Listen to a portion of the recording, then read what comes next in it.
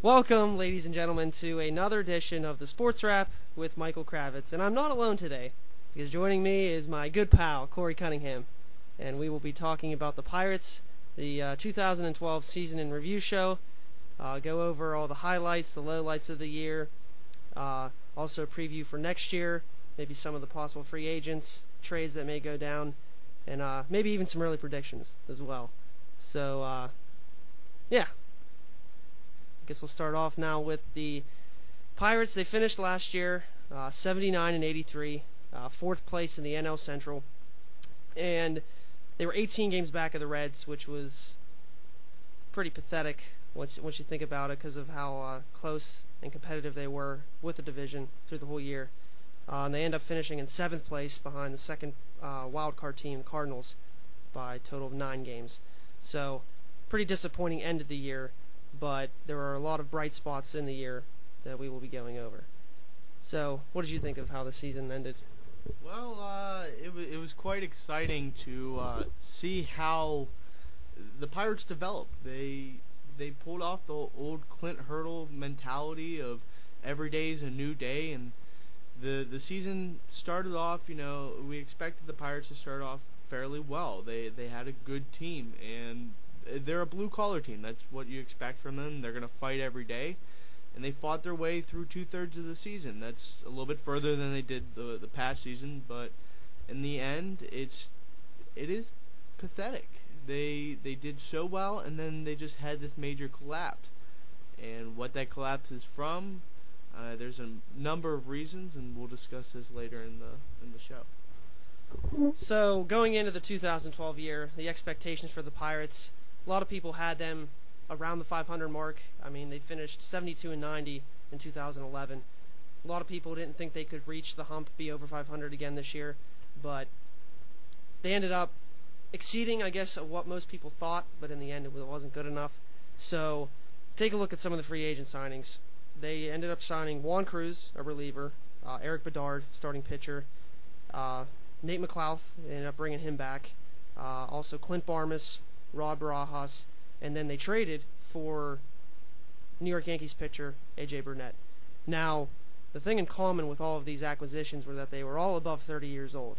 So, not a lot of people were excited about all the free agent signings, but there was some optimism surrounding A.J. Burnett. Yeah, I think the thing about A.J. Burnett is, if you go back in his career when he played for the Toronto Blue Jays, he was just phenomenal there. And the reason why was he wasn't in such a big marketplace. It wasn't a place like New York or L.A. He was in a place that, Toronto's a big city, but they're not known for their baseball. They're known for their hockey. So he didn't get as much media attention, and he flourished there. He goes to New York, and his ERA jumps up about 1.5 points from, your roughly 3.23 ERA up to about, roughly about 4.75. And it was kind of sad to see a player of his stature just, go down the drain in New York. And when he got the trade offer, he was quite excited to be coming to the Pirates. And it really showed how much of a leader he truly is, especially this past season.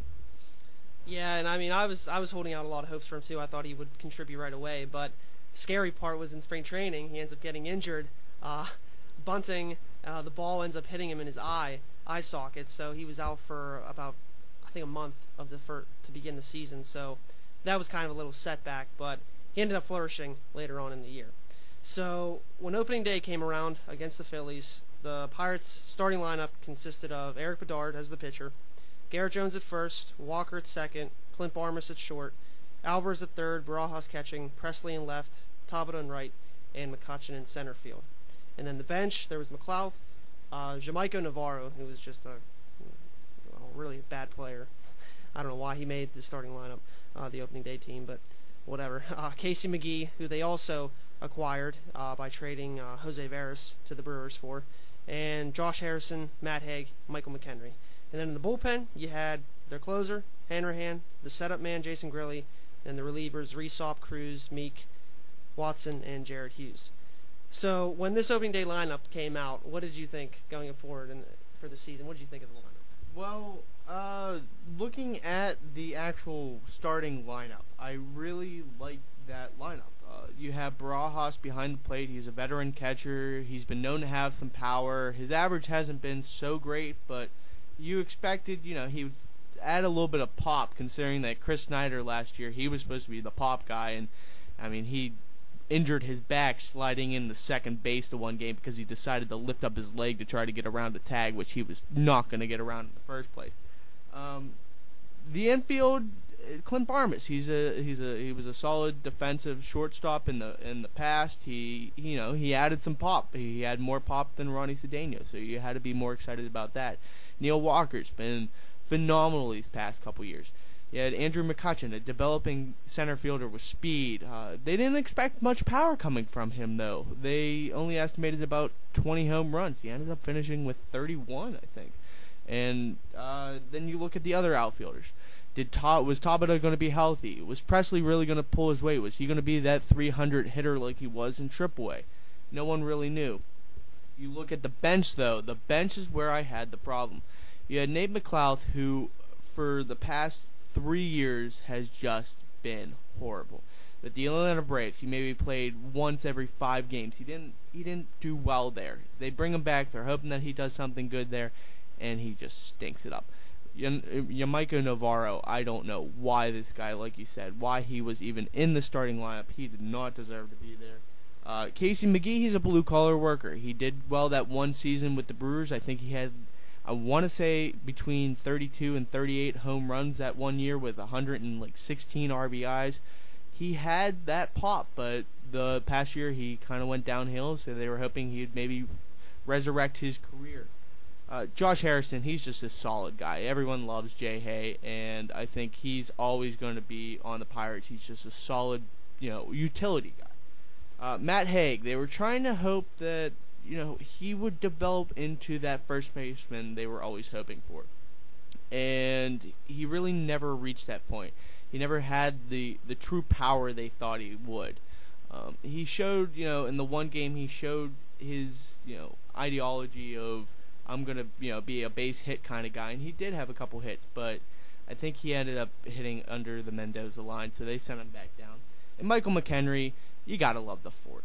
The Fort, he's just a solid catcher. They didn't really think much pop was going to come from him, and, well, I was just purely shocked by his performance this year. It was just truly amazing. He was up in the average of 280 there for about a month and a half in the middle of the season. I mean, the guy was on fire.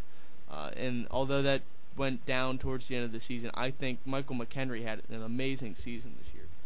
If you look at the bullpen, you got to be happy with the Grilly-Hanrahan team at the end of the game. Hanrahan, he's a solid closer. He gets a little wild sometimes, but I think having Jason Grilly in there, a true veteran that's resurrected his career over the past 2 years with the Pittsburgh Pirates, I think you got to be excited about Grilly. Reesop, he's always been solid. His ERA is never going to be over 4. It's never going to be under 2, unfortunately, but it's always, in a good range. Juan Cruz, he was good for a while. He was good in the past. They hoped that he would have done a little bit better. I found it a little strange when they got rid of him. We'll talk about that later. And then Meeks, that I feel like he's a one and done. He had that one good year, and I think just because he got injured, he lost so much velocity. He went from a 98 mile per hour fastball down to a 91, 92. He doesn't have the movement he used to. I don't see him doing well anywhere in the future, and he didn't do well this past season. Watson, I think they wanted to step up his role. I think he can be that long relief guy. He has amazing stuff, especially against right-handed hitters, which is surprising considering he's a lefty. And then Jared Hughes, are trying to develop him. I call him the bull because he looks like a bull up on the mound, but he pitched well this season. So I was quite happy with the bullpen, quite happy with the starting lineup, not so happy with the bench. Yeah, and then if you look at the starting pitching rotation, you had Eric Bedard, who was the opening day starter, then Karstens, James McDonald, Kevin Correa, and then Charlie Morton was there for a little bit. He ended up getting injured in the middle of the year, had to have Tommy John surgery, so we'll talk about that. And Burnett, he was out for the first month, so really they had that starting five, and they performed adequate for the first month of the season, filling in for Burnett.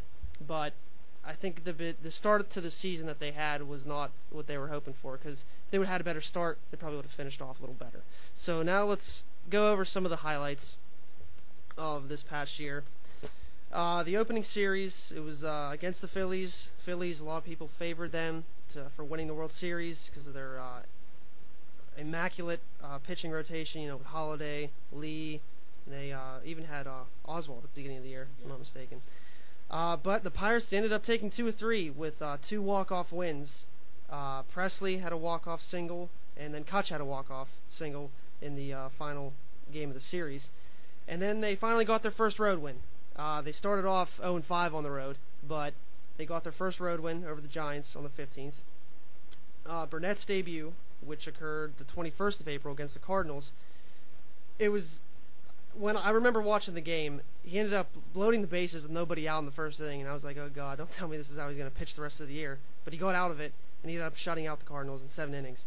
So that was a good way to start his season, and this was really one of his comeback years. One of the best years he's had since he was with Toronto. And then, like I said, after starting 0-4 on the after Bedard started 0-4, he was really he wasn't getting shelled. The team wasn't scoring enough runs for him because the Pirates had one of the worst offenses in the month of April and May. He had a 2.65 ERA, and he was 0-4. So, I mean, with that low of an ERA, he should have at least a couple wins. Finally got his first win against the Braves on April 28th. He only pitched 5 innings, but he struck out 9. Yeah, you can take it over. All right, so on May 8th, I think Tim Neverett called it Barajas' redemption. He had a 2-run walk-off homer against the Nationals, and as he was crossing home plate, he gave the Zoltan sign, and that was the start of the Zoltan. That was positive. I think that's what the Pirates needed. They needed something like, how the Brewers had the Beast, as Fielder and Braun always did it. They needed something. They needed some kind of sign to show that how much a base hit really meant to the team. It was kind of like that unifying sign.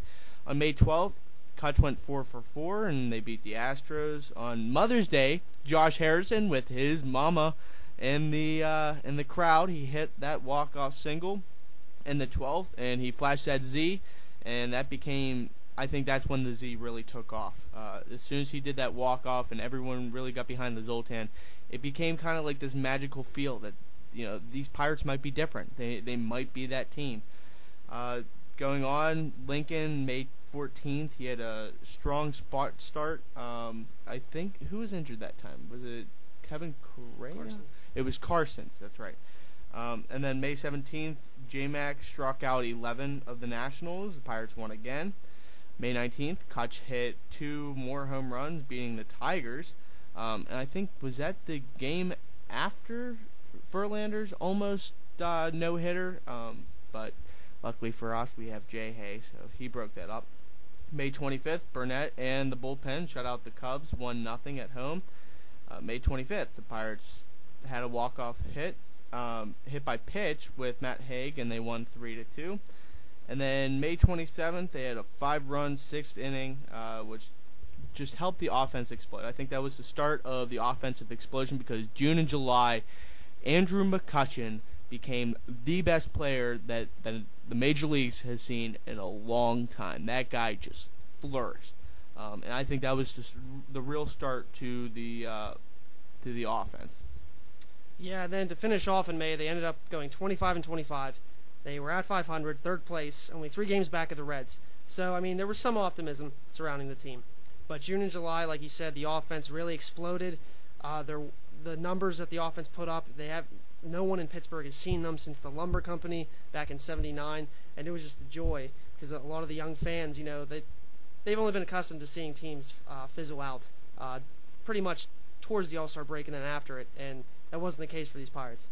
June 1st, they finally reached over 500. They were 26-25. To start off June, they took 2 of 3 from the Brewers in Milwaukee, which has been a house of horrors for this team recently because Milwaukee has the best winning percentage against the Pirates. It's the best winning percentage against a single team in the past decade. So it was nice that the Pirates could actually take a series in Milwaukee. And June 7th, which probably had the number one date that sticks out for me, was when the Pirates ended up going in extra innings with the Reds. Clint Barmas hits a double off of Aroldis Chapman, and then Michael McHenry also hits an RBI double to give the Pirates the 5-4 win in extra innings. Chapman had not been scored upon, 29 scoreless innings, and to think Barmas and McHenry were the first two to really start it and get it off him. That was incredible to see. I remember watching the game. I ended up taping it, and I was jumping up and down. I was like, oh my gosh, this could be the game that propels this team to maybe get into the playoffs and finish over 500. And then they followed that road series up with a 3-game sweep of the Royals. The Pirates are now 5 games over 500. They were tied for first place on June 10th with the Reds. And then you start with interleague play. They got swept by the Orioles, who was also an up-and-coming team. That was really disappointing. But then they had a 3-game series with Cleveland, and this is where Pedro Alvarez really ignited. 16th and the 17th. He had 2 home runs in the second game of the series, and then 2 home runs in the third game. The Pirates crushed the Indians 9-2 and 9-5. And then on the 21st, when the Twins came to PNC Park, the Pirates took 2 out of 3, ended up winning the first game 9-1. James McDonald pitched his first complete game of his career, and McCutchen was just 1 home run shy of the cycle. And then later on in June, when they had a big division showdown with the Cardinals, a big series, they took 2 of 3 in St. Louis. First game they won 14-5. McCutchen goes 4 for 5. He has a 3-run homer that propels the offense. And then the 30th, Pirates beat the Cardinals 7-3. Alvarez, a huge grand slam. And this was in the daytime too. This year, most of his home runs came during the daytime, so I guess him seeing the ball a little bit better in the sunlight probably helped him a lot. So they finished the month of June 42-35, 1 game back of the Reds. And at this point, even though it was early, they did hold on to one of the wild card spots, but as it would fluctuate, teams would be switching positions toward the end of the year, as we'll later talk about. All right, so going into June, June 2nd, this is after they acquired Drew Sutton. So Drew Sutton was now a player in the outfield because I think at this time Tabata was injured, and I think Presley was benched. So the Pirates absolutely crushed the Astros, 11-2. Jones and Cutchen both went 4 for 5. I think this was the start for Garrett Jones. Garrett Jones really took off this season. The guy has not that much major league experience. I think he's 31 or 32 years old. He's an older guy, but I think he's actually starting to hit his prime. He really flourished this season, and I think that was the start for him. July 3rd, I think this is a big moment for me. Drew Sutton, this guy does not have power. He's one of those. He's the utility guy. He goes up and he hits maybe 275, 280 in a season. He doesn't have much opportunities. He comes up huge and hits a walk-off homer against the against the Astros, and they end up winning 8-7. July 4th, the Pirates actually got first place. They were 45-36, and they had a 1-game lead over the Reds. The Pirates then had a 4-game sweep of the Astros at home. July 8th, that was their final game before the All-Star break, and the Pirates absolutely crushed Lincecum. That was a very interesting developing story this season. You saw players that were so good in the past just die off. And I think the big one was Tim Lincecum. The guy was so clutch, and he just stunk this year.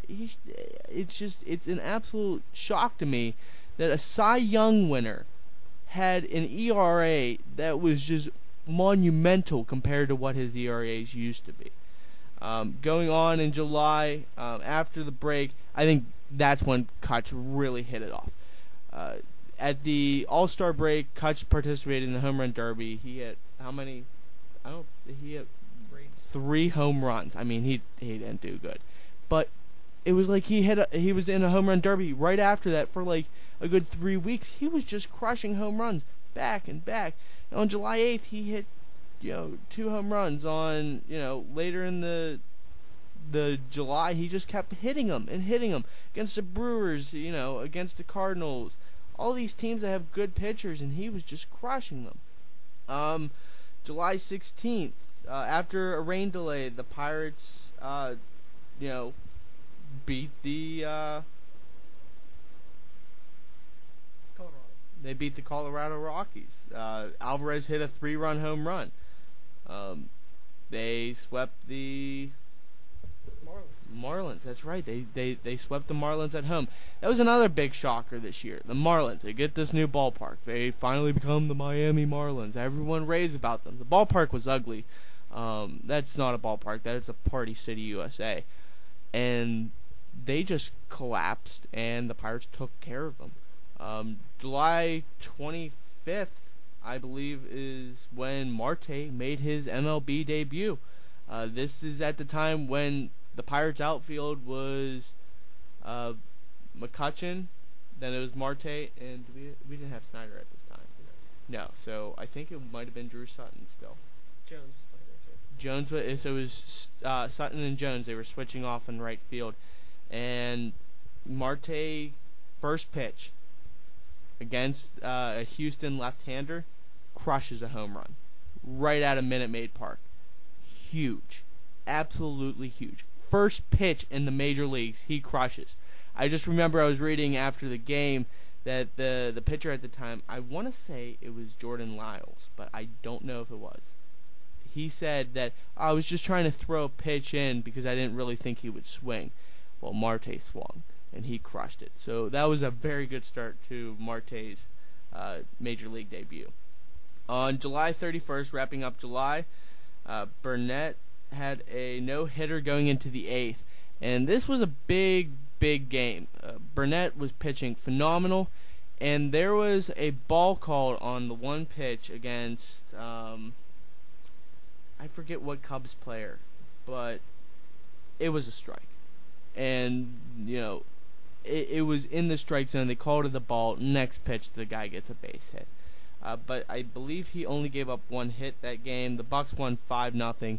But he just thinking that could have been, the first Pirates no-hitter in quite a while. That would have been something amazing. But they finished up July, 59-49. They were second in the Central, 3 games back of the Reds, who were also absolutely on fire at this time. But they were playing like true winners at that time. So on to August. Yeah, and in August, the highlights would simmer down because once again in August they started their collapse. The few highlights, though, was that on August 5th, the Pirates had a huge series in Cincinnati. Burnett was up against Cueto, and Burnett got the better of Cueto. The Pirates ended up winning the game 6-2, and at this point Burnett was 14-3 with a 3.19 ERA. Hands down, at that moment, he was the Cy Young winner in my book. But he had more starts and didn't go his way in the end. On August 12th, a huge homestand was coming to an end. The Pirates were playing host to the Padres, and at this point their offense was producing, but the pitching was slowing down. And Barmas came up with a huge clutch hit, probably his most clutch hit of the year, a grand slam in the 4th inning. The Bucks scored 9 in that inning, and they ended up beating the Padres 11-5. So at that point, they were still saving what many were hoping for would be a playoff year here at Pittsburgh. And then on the 16th, the Pirates against the Dodgers, they won 10-6. Garrett Jones had 2 3-run home runs. We were at that game. That was quite something to see because I can't remember the last time that Garrett Jones hit 2 home runs, which totaled the same runs. And I remember in the game, Burnett shouted that explicative toward Hanley Ramirez to sit the F down. And a lot of people were saying, oh, you should turn that into a T-shirt, but it never amounted to anything. On August 17th, J-Mac had a stellar start against St. Louis. The Pirates won the game 2-1. This was a rare stellar start for him in the second half after the All-Star break, but it was key for the Pirates because they were playing the Cardinals, who were right behind them in the wild card race.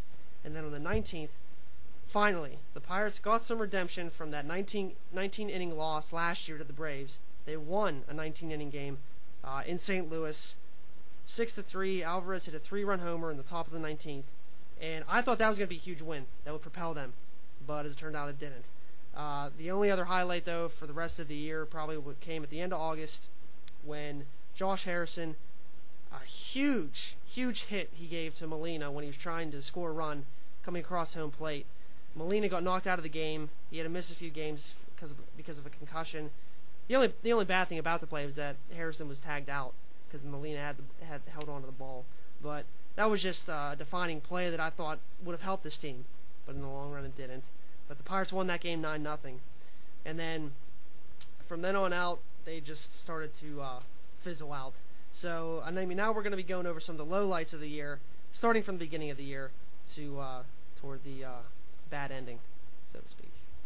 All right, so starting with the home opener, I think this was a big low light. You had Eric Bedard, who the guy's been known for injuries. He comes in and he pitches a phenomenal game in the home opener. Yet the Pirates were up against Roy Halladay, and Halladay just he did not give up runs. They were shut out 1-0. And then I think another big series came early, and they played the Dodgers at Dodgers, and in a 3-game road series, they only scored 4 runs over 3 games. They just didn't play well. The Dodgers just took care of them. And then they were shut out the next game by the Giants on the road, and that was also, it kind of set, that it gave you that bad taste in your mouth, like this might happen again. They finished April 10-12, 4th place, with probably one of the worst offenses in the league. They were just horrible. They weren't really that team that you really thought they would be. McCutchen was hitting in the 200s. Neil Walker, he would do well one game, he would be horrible the next. Pedro Alvarez wasn't hitting much. Same with Garrett Jones. The team was bad. Clint Barmas was way below the Mendoza line. Rod Barajas was way below the Mendoza line. They were both horrible, and people were like, well, we need to get rid of these guys, because that's what Yinzers do. If we don't like the player, we get rid of them, because we're so used to the Pirates doing that. But it seems like they never usually get rid of bad players. But they started getting better. Not so much for Barajas, but especially Clint Barmas as the year went on. He got really good. Yeah, and then to start off May, the offense started to perform a little bit better, but the pitching was still not there. They lost to the Cardinals, big series at St. Louis. They lost 2 of 3, 10-7, and then 12-3. This was Burnett's his only bad start up until August. The bullpen was really tired at the time, and Hurdle decided to leave Burnett in. He only got through 3 innings. He ended up giving up 12 runs, but Burnett, I remember him. He told Hurdle, "Yeah, I'll go out there. I'll give him my all." But of course, the Cardinals roughed him up. But he stuck in there, and he stayed in there as long as he could. Against the Reds on May 6th, the Pirates were shut out. They struck out 11 times against Matt Latos, and he would own the Pirates pretty much. In every start, he beat the Pirates this past year, and strikeouts were a problem for this team. They ranked the top of the National League by the end of the year in strikeouts. I guess that's going to happen because with Alvarez and Jones and McCutchen, they were home run hitters, and they're going to strike out a lot. But just the amount, the rate from Barmas, when Presley was up, Tabata, and even Marte, you didn't want to see that many strikeouts coming from those type of players. On May 11th, one of the worst games of the year at home, they were shut out by the Astros 1-0.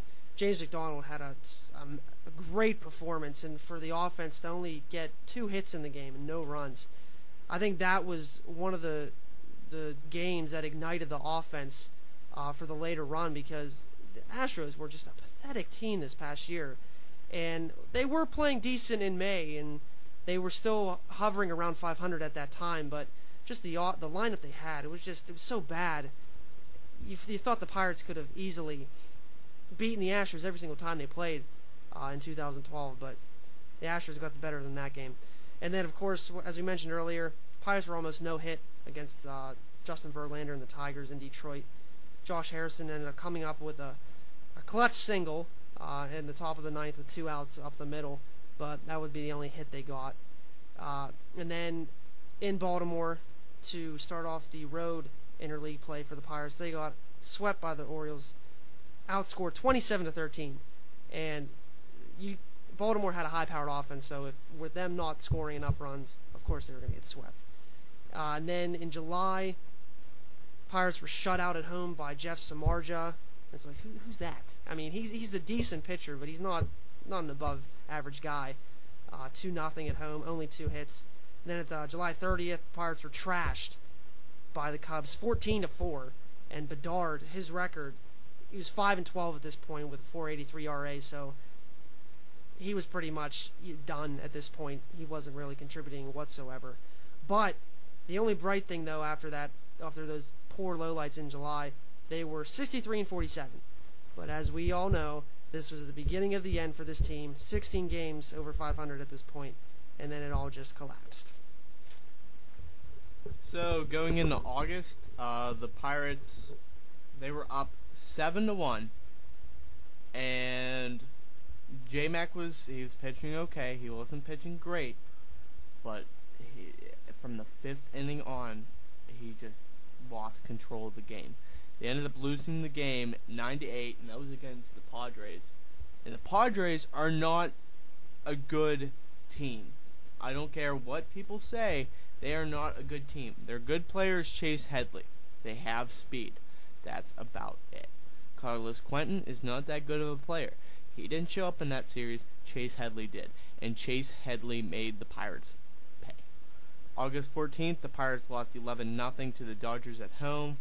The Dodgers ended up taking 3 of 4 against the Bucks in a key home series. This was when the Pirates were starting to go downhill, and they were hoping that the Pirates would re-erect their season, and they would go on to finish above 500, make the playoffs. But no, it didn't work out that way. The Pirates were then swept in San Diego. That was just a pathetic series. I think in the last game, Daniel McCutchen, he was called up a couple nights before for support for the bullpen, who was just getting so tired towards the end of the season. He comes in and he faces Chase Headley, and Headley just blasted out. Like, it was gone the minute it touched the bat. And at this time, the Pirates were just not playing good. They faced a lefty pitcher who was in the Frontier League, which isn't even related to Single A. It's below that. And they were shut out by this guy. This guy did not pitch a good game. He pitched like an old lefty pitcher would. They stay on the outside of the plate, and the hitters will not adjust. And if they don't adjust to that, they get smoked. And the Pirates looked horrible against that guy. Then later in August, the Brewers took 2 of 3 against the Pirates at home. They finished August 70-61. So they were on the verge of maybe making it, but as we all know, it literally just shot downhill. I think they finished September like 9-20, 23 or something like that. They just did not play good at all. They were swept later in early September. They were swept by Milwaukee at Miller Park, which that's what we've come used to. So, I mean, it's unfortunate considering how well they played at the beginning of the season. There, they didn't play well. September 7th, they were absolutely crushed by the Cubs at home, 12-2. I don't like playing the Cubs or the Padres at home towards the end of the season, because these past 2 seasons, they have literally destroyed us. The Padres, I remember last year, they came in, and I think every single game of that series, they scored at least 10 runs. How do you let the Padres, who have absolutely no power whatsoever, score 10 runs on you? It's unfathomable. I just don't understand it. They were swept again at home by the Cubs mid-September. They were swept by the Braves at home. They were just bad. September 20th, they fell to 74 and 75, first time under, and that would be the last time they would ever see that number. September 28th, it didn't happen to Verlander, but Homer Bailey no-hit the Pirates at home, 1-0. And the Pirates finished September 9 and 23. And like we said, they finished 79 and 83. So the Pirates, they just collapsed towards the end of there, and I think now we're going to talk about the top players of the year and the additions at the trading deadline and going on into the future of the Pirates. Yeah, and when you think about it, for this year, the Pirates, they had some stellar play from the likes of McCutchen, Garrett Jones, and Neil Walker when he was healthy. But for this, we're going to be talking about the pitchers first, give some of their stats that which were crucial to the success of the team for the most part, and then we're going to give them a grade, letter grade scale. So I guess we'll start it off with the closer, Joel Hanrahan, and I would have to give him a B+. I mean, he was in the top 5 in the National League, 36 saves out of 40, but I can't remember a string of saves where it was clean. It always seems like he puts guys on. He has a share of wild pitches, and I do like him. I think he should stay with this team, but I just don't know if he can continue to get these high amount of saves, but yet keep innings clean. That'll determine if he stays with this team, if they even have him by the start of spring training. I'm going to somewhat agree with you on that. I would give Joel Hanrahan a B. He pitched well. He did pitch well. I'm not going to take anything away from the guy. The strikeouts were down. I think that was the big disappointment for me. He ended up striking out only 67. I think the year before, or 2 years before, he had almost a team lead. He had like 97 strikeouts. So something happened where, his strikeouts went down. And what was it? He lost control. Like Mike said, almost every other game, he would put people on. He walked a bunch of people. His slider, he could not control his slider. His fastballs were not controlled at times. That worries you when you're dealing with the closer. Do I think the Pirates should hold on to him? I'm unsure at this point. I think if they can find a solid catcher that they can trade for, they should possibly do that. Either that, or look for a shortstop. I know Clint Barmas is getting up there in age. Clint Barmas is about 35, I believe, right now. He's a good, solid defensive shortstop, but what happens when he's done? Do you think Jordy Mercer will take that position? Who knows? Mercer showed good sequences here, good sequences there. But I do not see Joel Hanrahan being on this team for very much longer because closers are in such high demand. So, going on with that, would you like to cover Brad Lincoln? Yeah, with his time here, Lincoln, he did well. Had a good couple of spot starts. Never really amounted though to the potential that the Pirates organization had for him. They drafted him in the first round. Never really got his foot in the major leagues as a starter. He's more of a reliever. And a good couple weeks in May, he looked really good as maybe a possible future closer or even setup guy. But I mean, with his time with us, I'd give him a B-. He had a good strikeout to walk ratio, but this Pirates they obviously didn't feel like he would help this team in the future, and that's why they ended up trading him. Yeah, I would agree with you. I'd give Brad Lincoln a B-. He pitched well out of the bullpen. He pitched phenomenal for a while. I think his ERA was like .73. It was something ridiculous like that. His starts were okay. It's a spot start, so you don't expect him to go very far into the game. but he didn't really live up to the high expectations that the Pirates had. He was kind of like, that faulty guy like Daniel Moskos. Daniel Moskos, he didn't do well. He really never reached that major league potential. They sent him on waivers. Someone picked him up. Brad Lincoln, he was traded. So Lincoln, he's a good pitcher, but he still needs to develop. And I think he's turning 28 soon. Do I see him doing well in Toronto? I don't know. When he first went to Toronto, he did absolutely horrible. His ERA just shot way up.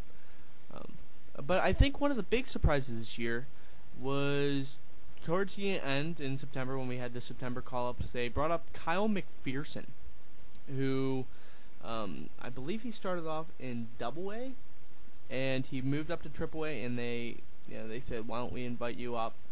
And they gave him a couple spot starts. And although he was 0-2, his ERA was 2.73. I liked McPherson. He had 21 strikeouts through 26.1 innings. He pitched well. He lost control at some points, and yes, he did give up, a home run, I think, to Chase Headley. But McPherson did pretty good. I would give McPherson a B. I think he has potential. Do I think he'll be a starter for us next year? No. I think we're determined to get Garrett Cole and Jameson Taillon up here.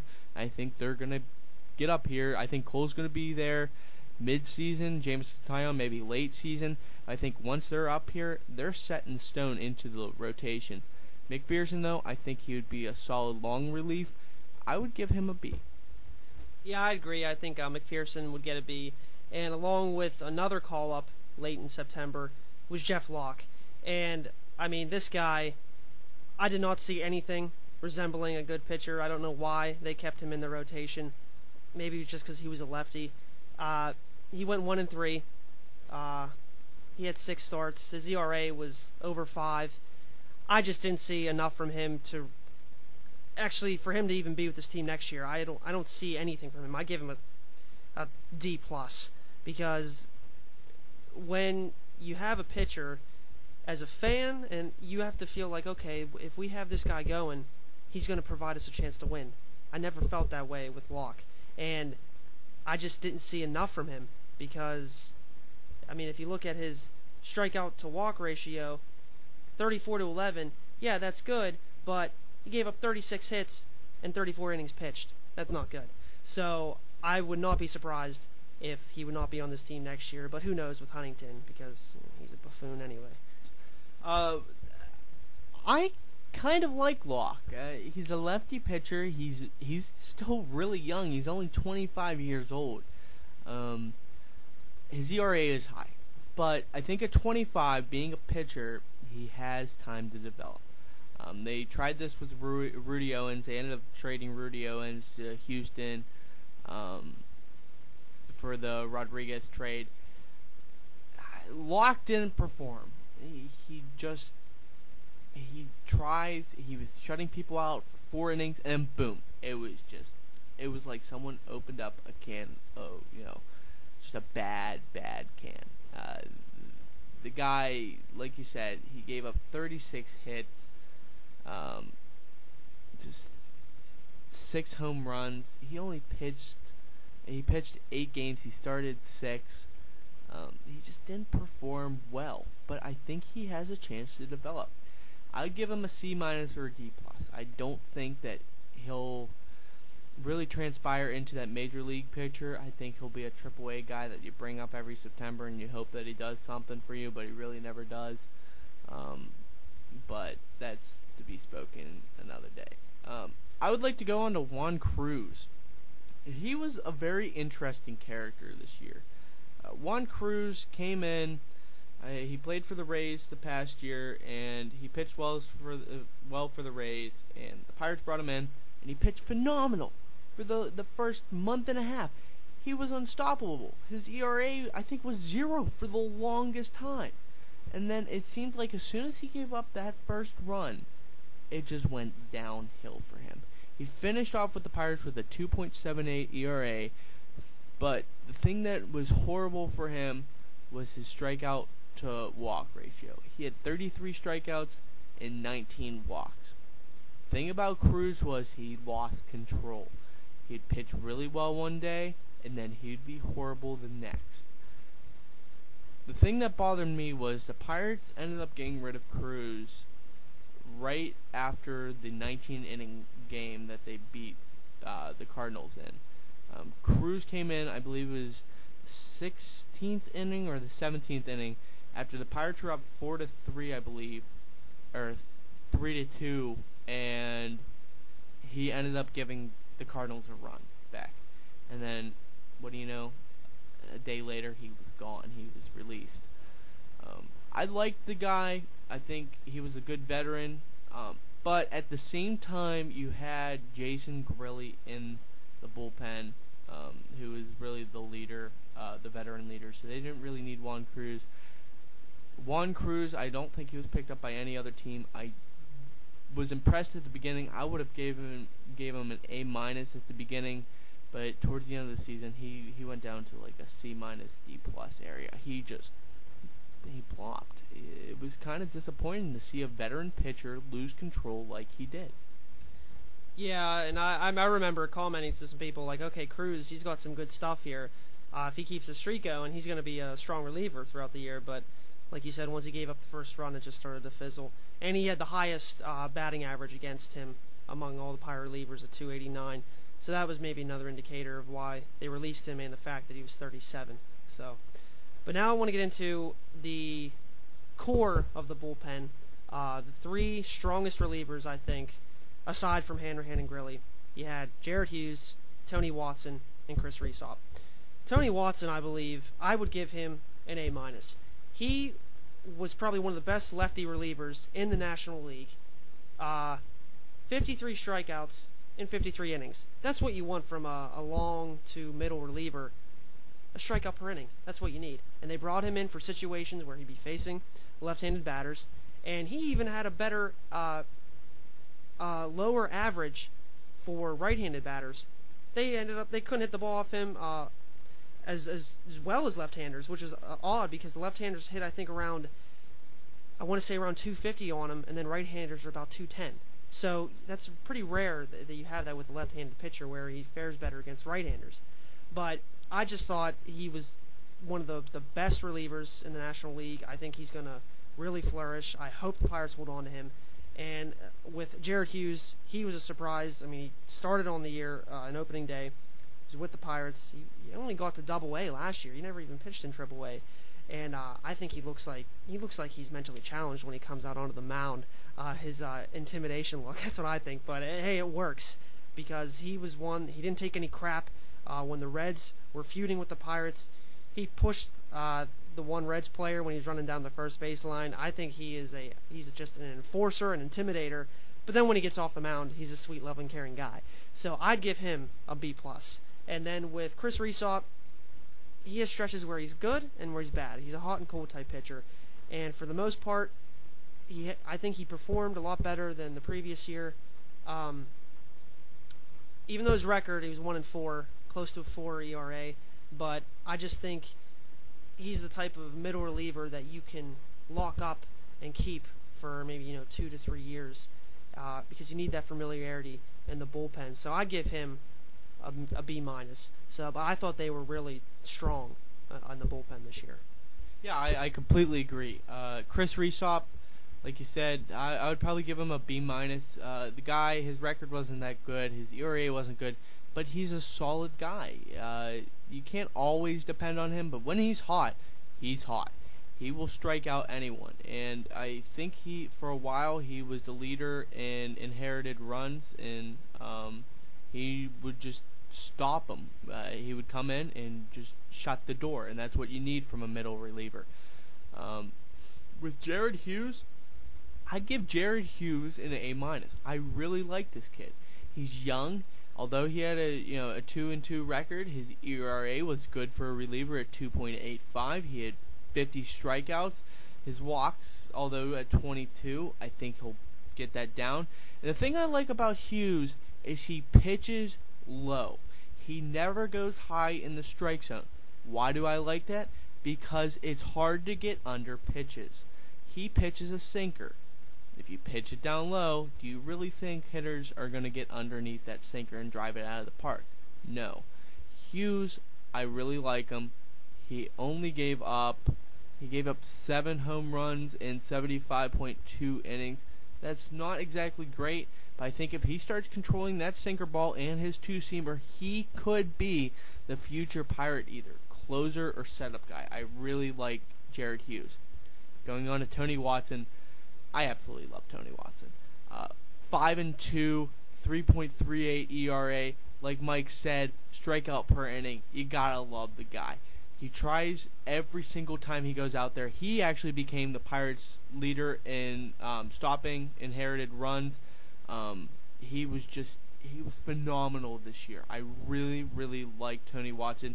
He had a opponent average was .198, which is phenomenal for a long reliever. He was great this year, and I would literally give him an A. I really like Tony Watson. I see him with the Pirates for a long time. I don't think he'll develop into a starter. He doesn't need to be a starter. He can be that long relief guy that you have. You bring him in all the time. He's key. You got to hold on to him. Moving on, I think, do you want to go over the starting pitching, and then we'll come back to Joel Hanrahan and them? Or? Well, I guess we can just talk about Jason Grilli, because he was the MVP of this bullpen. I would give him an A. Wouldn't give him an A+, just because he had the 1-6 record where he came in at certain times, he gave up the winning run, and I don't blame him for that, because really they felt most comfortable with him shutting the door aside from Hanrahan. And Grilli was by far the best setup man in the National League. 90 strikeouts. I mean, that's just insane. In 58.2 innings. That's almost two per inning. I just thought the grilled cheese man, I think the Pirates should sign him. He's a free agent. Even though he's 35, doesn't matter. He showed that he still has it. He's a former first-round pick, and it may have taken him this long to live up to his potential, but guess what? I think he still has a lot more left in him, and they should bring him back to be the setup guy, or even the closer if Hanrahan ends up leaving. Yeah, I completely agree. I love Jason Grilli. I've loved him ever since the Pirates got him last season. He's a winner. He goes out there, he pitches hard, and the thing I like about him is he challenges people with his fastball. He will throw that fastball in a 0-2 count, and he'll pitch it right down the center of the plate. And because he has movement and because he is intimidating, he will get it past him. Yes, he did have the 1-6 record. His ERA was near 3, but he almost had, like Mike said, almost 2 strikeouts per inning. The guy pitched good. I really like him. His opponent average was 207, which is that's low for a reliever. Here's the problem with Grilli. He's in hot demand. Why? Because it's hard to find veteran pitchers of his stature that can literally change their career in one season like he did. I think the Pirates really need to give Jason Grilli good money. Why? Because I think he'll be good up until about 39 years of age. He's that good. I would be willing to, give him $5 million a year, and that's coming. I mean, the guy made what, like $1.15 million this year. He deserves more. I think he deserves more than Hanrahan. Why? Because he's not as wild as Hanrahan. Yes, he came in, and yes, he gave up home runs. But I like Jason Grilli. I think they should keep him, and I think they should cough up some good money for him because he is a leader in this bullpen. And now we're just going to talk a little bit about the starting rotation, because we've gone a lot of show here, a lot of time here. I don't want to bore a lot of people by having the show be too long, but you think with the starting rotation, you had, after the trade deadline, they acquired Wandy Rodriguez. They had Bedard still for a short while, Burnett, Karstens, Correa, and James McDonald. Corey, who do you think was the best pitcher for the Pirates this year? By far, AJ Burnett. You gotta love the guy. He's that just tough, rugged, I'm not gonna take your crap kind of pitcher. I like that. The Pirates needed a leader like him. He finished 16-10, 3.5 ERA, I love him. I think he's a Pirate pitcher. He's a blue collar kind of pitcher. I think the second best, Wandy Rodriguez. Why? Because he after his kind of debacle at first, he came in and he pitched great. He really showed that he can also be a veteran leader. And it's also nice to have another Dominican on the bench to talk to Marte. Very disappointed in Jeff Carson's this year. He just didn't do that great. He was injured for a while. His curveball, he lost a lot of control on that. Kevin Correa, James McDonald, amazing first half. And I don't even want to even discuss the second half. Eric Bedard, he's probably bagging groceries at some grocery store right now. He was crap too. But by far, A.J. Burnett, best pitcher. Yeah, I totally agree. And at one point, many people considered him to be in the Cy Young race, maybe even win it in early August. But I think he definitely should win Comeback Player of the Year. He was the MVP of the starting rotation, and he helped McDonald in the first half. I don't know what happened in the second half for J-Mac, but hopefully he'll get his head in the right place for next year moving forward. But now we will talk about the offense. And there's no doubt in my mind the MVP of the Pirates was Andrew McCutchen, and we're going to start it off with him. He ends up finishing in third place in the NL MVP race behind Ryan Braun, which is a travesty in my mind, but that's for a later date and topic to talk about. But McCutchen ends up hitting 31 home runs, 96 RBIs, 327 batting average for virtually almost the entire season up until, I'd say, early September. He was leading the National League in average. And, of course, Melky Cabrera was up there, too, and then he ends up withdrawing his name after the suspension due to the steroid use. McCutchen, by far, he is the future of this team. He showed the power this year, which not a lot of people expected. The triples were down a little bit, but more people think he's going to get, he's a triples hitter. He's definitely a doubles hitter. The only thing that I would give him an A+, but not 100%, maybe like a 97%, because the one thing I was disappointed in with Kutch was stolen bases. It seemed like he lost a step this year. I hope in spring training, and I hope he's doing workouts right now, where he can get back to where he was in his rookie year and then the year after, where he was stealing close to 30 to 35 a year. Because, 20 is just not enough for him. I know he's not a leadoff guy. He's your number 3 hitter. But he's definitely a 30-30 guy. And hopefully they'll just work on that, because if he does that, he's become one of the most dangerous players for a long time to come in the major leagues. Yeah, and moving on from Andrew McCutchen, I think the next best player, especially for me, I feel is Pedro Alvarez. His average was 244. Yes, that isn't good, but that is so much better than the 191 he hit just a year ago. Pedro Alvarez finished with 30 homers, 85 RBIs, and the guy did good. He lived up to the power. Yes, he still needs to get those strikeouts down, but I love Pedro Alvarez. I think he deserves, an A-, B+, because he changed his attitude. He went from a 191 with 6 homers, maybe I think 16 RBIs, to 30 homers and 85 RBIs with a 244 average. I'll take that any day.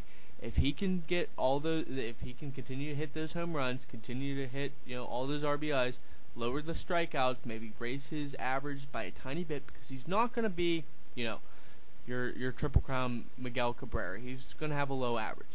But if he can get, all that stuff in order, Pedro Alvarez and Andrew McCutchen, 1, 2, 3, and 4, you got yourself a powerhouse. Yeah, and I think one of the bright spots this year was Garrett Jones. 27 home runs, the most he's ever had in his career, 86 RBIs, and a 274 average. I was expecting, maybe 250 from him, maybe 20 home runs. But he definitely showed, especially in August, when McCutchen was in a slump and Alvarez wasn't hitting his home runs. Jones was the one that stepped up. He provided the spark for this team. And, I don't know where he's going to fit in next year. If he's going to be the first baseman, hopefully. I just think they need to keep him, because even though he's close to 30 years old, I I think he's a guy you can lock up for a while because he's going to be consistent. I think he's the most consistent offensive player that the Pirates have had in the past 3 years because he does strike out occasionally, but you expect that for a big guy because he's hitting for home runs. He's not hitting for average, yet his average still tends to be up in the upper 260s, 270s. So I just think you got to keep GI in here because he's definitely one of the fan favorites, and if you get rid of him, not a lot of people are going to be happy, and they may not go to see the team in the future. And now we're going to be getting into some of the disappointments for the Pirates, some of the players that did not live up to expectations. Numero uno, Rod Barajas. I have so much. I absolutely love the guy. Why? Because he's a leader. He's a decent catcher. He's a big guy. He's gonna provide power. But his average was a 206. That is pathetic. You are in the major leagues. It's time to hit better than that.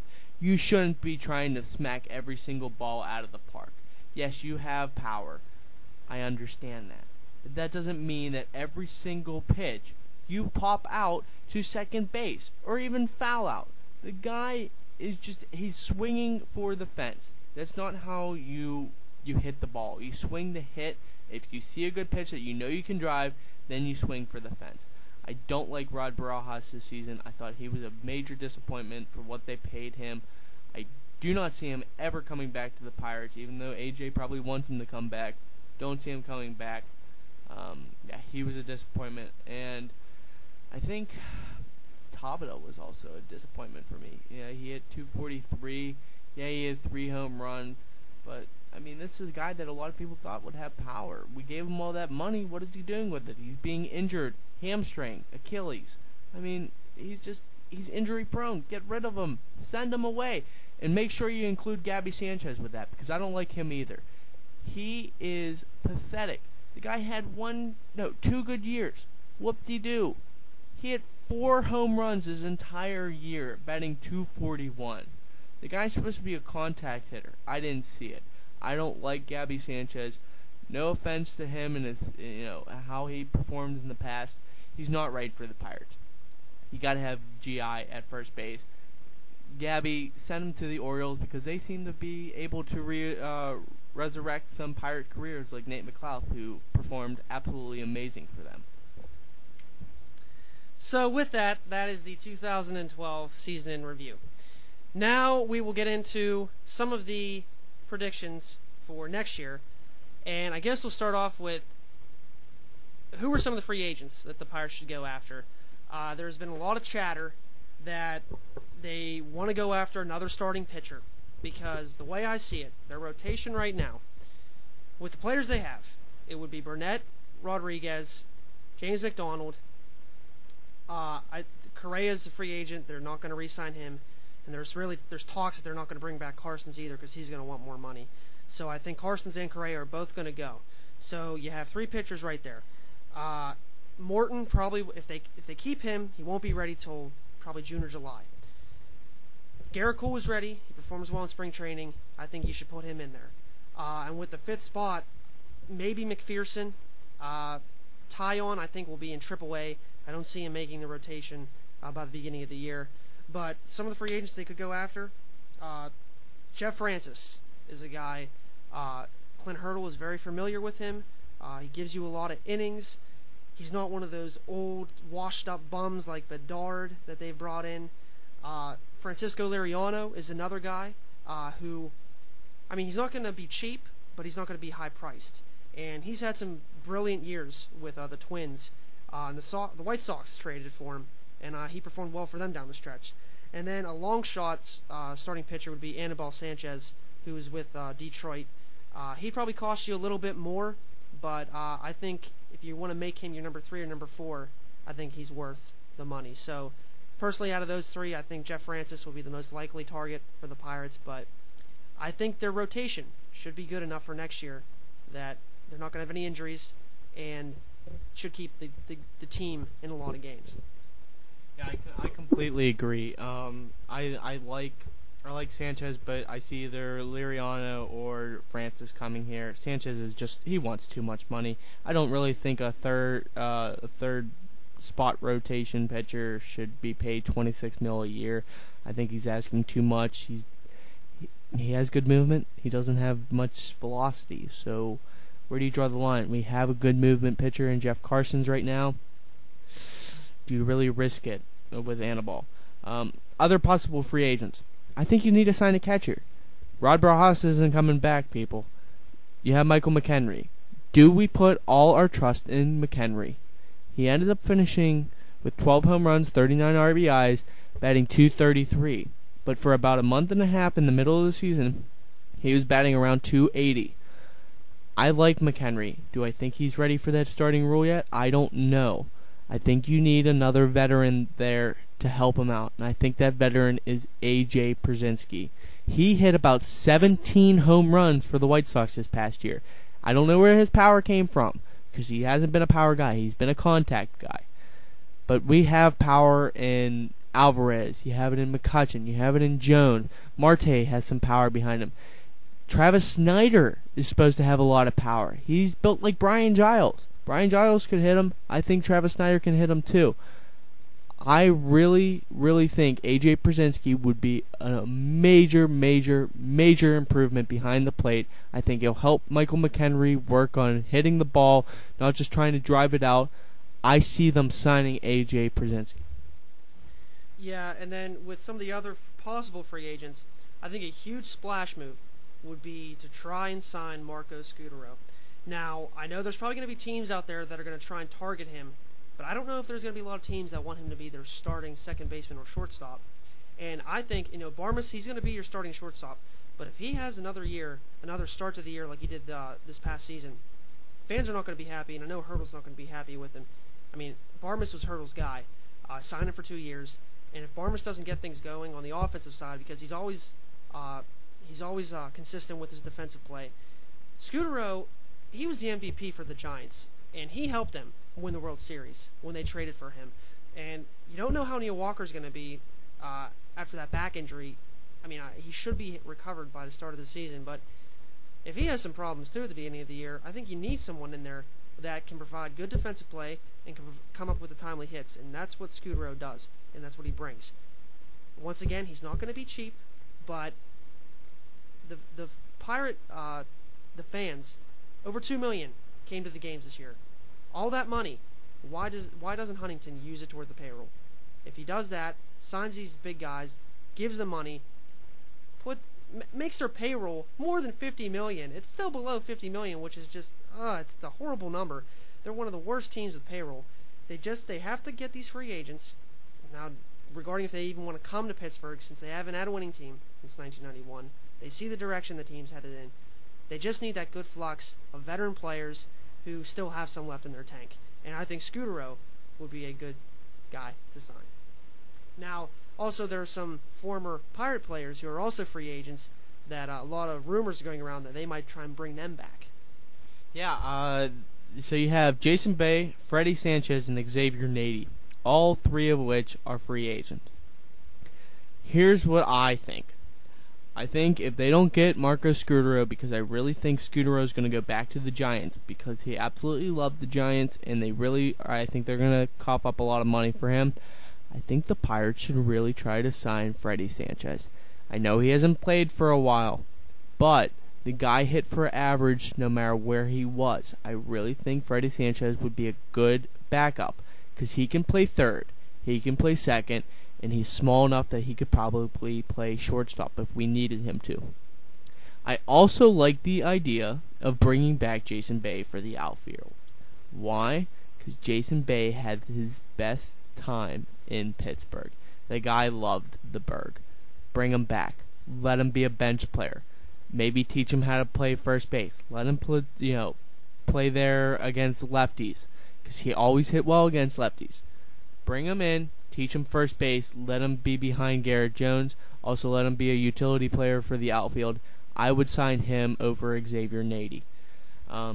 Within the Pirates system, though, the Pirates have a couple free agents. They have Rod Barajas, Takahashi, who please God don't let him come back, because his ERA is just, I don't even know. It's not even on our page. It's probably 12 or something. Chad Qualls, Kevin Correa, and Jason Grilli. Out of all those, you gotta sign Grilli. The others, you can let him go. Grilli must need. So, with that, I guess now we'll look ahead so far for next year. I mean, the winter meetings are still coming up, so that's where most of the moves are made. Most of the free agent signings, some big trades usually go down in early December. But as for right now, for the lineup, just the starting lineup, and who do you see, Corey, that will be on the Pirates opening day roster April 1st, 2013?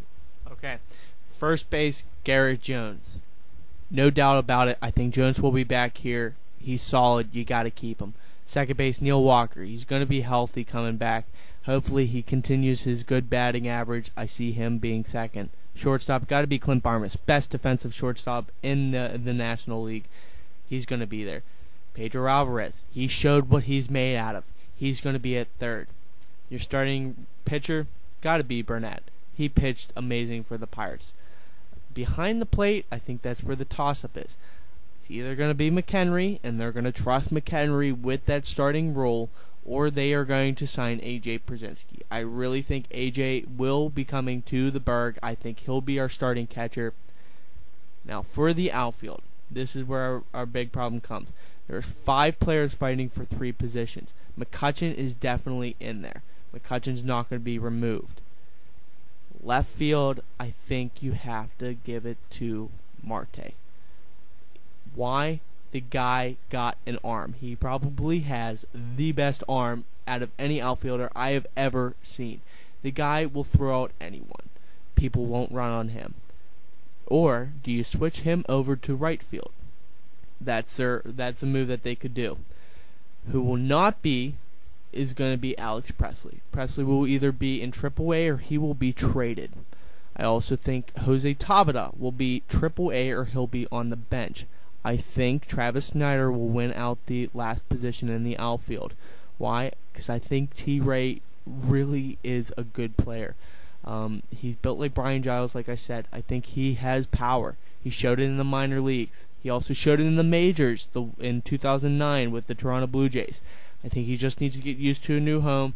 Let him play, because they didn't let him play this in September. They got to let him play. They got to let him develop his batting average. I think he'll be there with Marte. I think that's your starting lineup. Yeah, I totally agree with all the positions, except with right field. I think going into the opening day, they're not going to have a set right fielder as their starter. I think it'll be a platoon early on with Tabata and Snyder, and I think they're both going to have good spring trainings. They're both going to come in shape, and they're not going to give up on Tabata. I know a lot of people are saying, "Oh, why don't they just get rid of him? He's such a bum. He gets injured all the time. He doesn't hustle." They didn't put a lot of money into him, but they signed him to a long-term contract, and I still think that he has shown some flashes that he can be a good player for this team and can be a good contributor, as well with Travis Snyder. I mean, they traded for him. He's really young. He still isn't developed yet. So I just think one of them is going to have a breakout year, going to start off to be a platoon, but one of them's just going to bust through, and they're really going to help this team.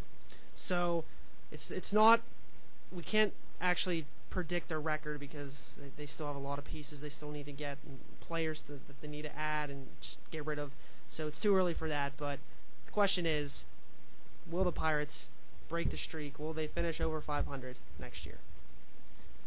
100% yes, they will. Andrew McCutchen, I expect him to even hit 35, maybe even 40 home runs. I see Alvarez getting up near 35. I see his average also coming up. Garrett Jones, he stays on the team, he's going to provide even more power. I see him getting over 30 home runs. Neil Walker, as long as he comes back healthy, I see him getting over 15 home runs. I see the Pirates doing well. I think just as long as the starting pitching is intact, I think if you have a good bullpen, I see the Pirates being over 500. I don't know about an exact record. I don't know if they're going to make the playoffs, but that streak will be over this year. Totally agree. The streak will stop at 20. I thought it was going to last year, and there were some signs where that it was going to, but I think this is the year They're not going to have their rough stretches. I think they're going to be more of a consistent team on the road, which has always plagued them in the past. And the streak can't reach to 21 because the number 21 in this town, it's only associated with one thing. It's remembered for being Roberto Clementi's number on his jersey. It can't be associated with 21 years of losing in a row. So the streak stops at 20. I'm not going to say yet if I think the Pirates are a playoff team. That'll depend on what players they add or what players they get rid of. So I think, yes, the streak will stop. The Pirates will finish over 500. By how many games, that's still to be determined. But I'd like to thank you. Thank you, Corey, for contributing to today's show. And that'll do it for the Pirates 2012 season in review. And I'll be coming back with more updates later next week and the week after on any other moves that the Pirates make. So thank you for listening. Signing off on the Sports Wrap, I'm Michael Kravetz.